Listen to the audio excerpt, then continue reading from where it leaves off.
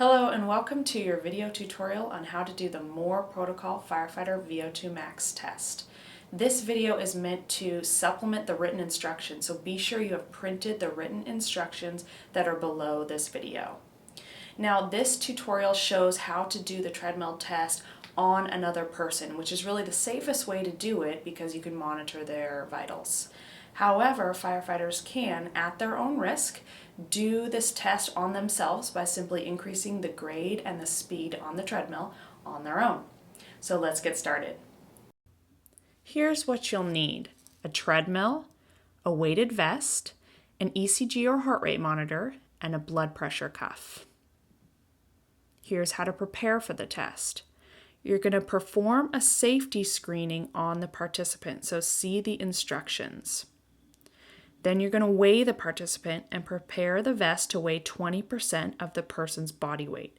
While you're doing that, have the person warm up for at least 5 minutes.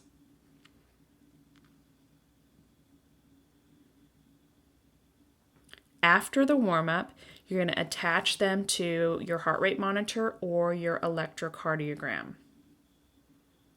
Now, usually people like to put their t-shirt on, so they have it on underneath the vest. Now, remember to account for the weight of the vest itself when you are adding weight, because some vests, like this one, actually weigh a little bit even without adding weight to it.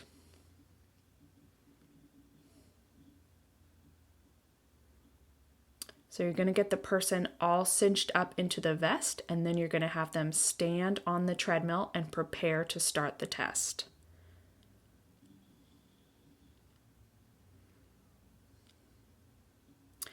The test officially begins with the participant walking on the treadmill at 3 miles an hour at 0% grade for the first 3 minutes.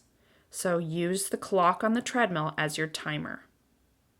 You're going to monitor the person's heart rate and rhythm and blood pressure throughout the test. I write down the person's heart rate every minute, and I take blood pressure a few times and write that down.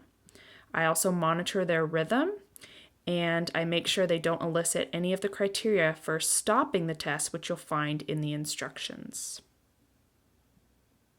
And here you can see I have my ECG and all my equipment on a rolling media cart so I can have it right next to the treadmill.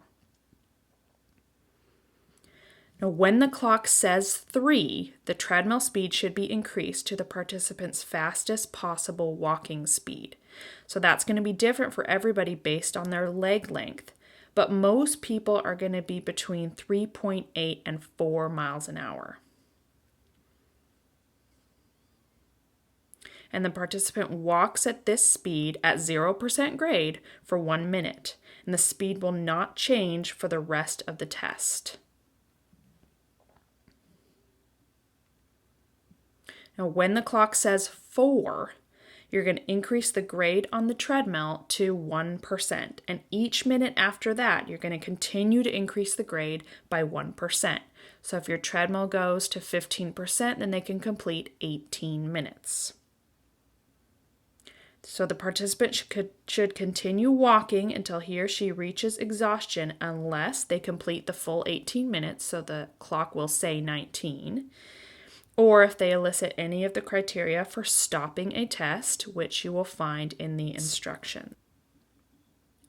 So once they are done, you're going to bring the grade and the speed back down so they can do a cool down. Now they can stop and take the vest off if they want to, but you're going to have them remain upright and keep walking unless they feel faint or dizzy, and then you can have them sit down or lie down. So you're going to have them do this walking cool down for at least 3 minutes. After that, you're going to have them sit down. You're going to monitor their vitals and just make sure that their heart rate and blood pressure come back down to a reasonable point before you let them leave the room. Now you can look at the written instructions and see what the person's predicted VO2 max is based on the time that they achieved on the protocol. You can also compare their VO2 max to other people of the same age and gender. Now remember, be sure to look at all the safety precautions on the written instructions before getting started. Good luck!